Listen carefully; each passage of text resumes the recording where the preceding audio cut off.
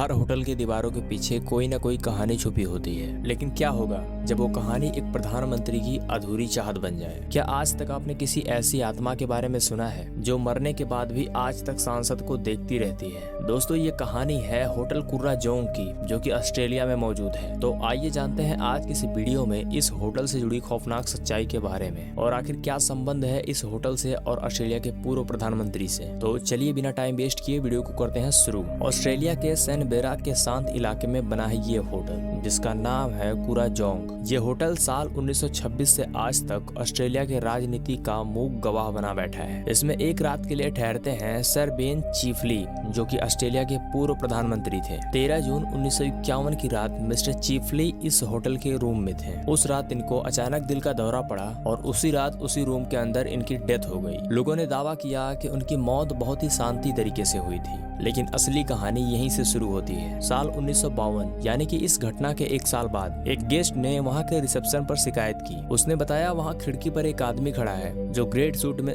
सिर्फ खड़ा है, ना हिलता है और ना ही कुछ बोलता है। वो सीधे खड़ा होकर सांसद की तरफ देख रहा था, लेकिन जब मैंने उसको देखने के लिए आगे बढ़ा तो वहाँ पर कोई नहीं था और खिड़की भी अंदर से बंद थी। इसके कुछ दिनों के बाद इस होटल के रूम नंबर 214 और 217 में ठहरने वाले गेस्ट ने बताया कि रात के 2 बजे के बाद इस होटल का दरवाजा खुद ब खुद खुलता है और बंद होता है। उस रूम में हवा नहीं जाती है, लेकिन पर्दे फिर भी उड़ते रहते हैं। किसी की चलने की आवाजें सुनाई देती हैं, लेकिन वहाँ पर कोई नहीं रहता। कुछ लोगों ने ग्रे सूट में किसी व्यक्ति को गलियारे में चलते हुए देखा था, लेकिन जब पीछे मुड़ के देखा तो वहाँ पर कोई नहीं था।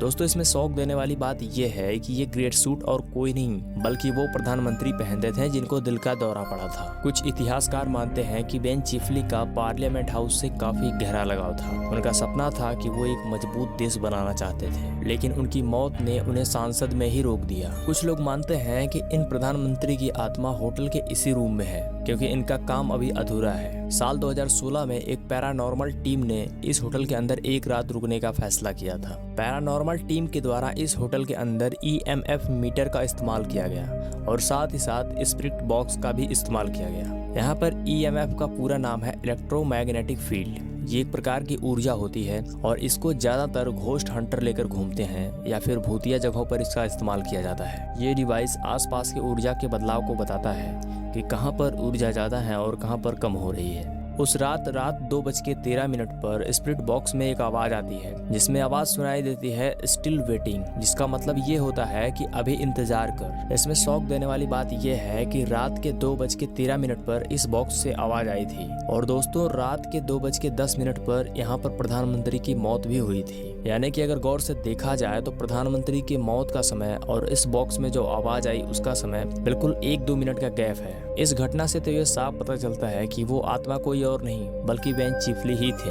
वैसे आपको क्या लगता है, क्या इनकी आत्मा को शांति मिल जाएगी या फिर यूं ही सांसद की तरफ देखती हुई ये आत्मा होटल में कैद होकर रह जाएगी? अगर आप कभी ऑस्ट्रेलिया जाएं तो वहाँ पर होटल कुर्राजोंग में जरूर रुकें, और खासकर रूम नंबर 214 से 217 में, क्योंकि हो सकता है आपको भी कोई खड़ा दिखे।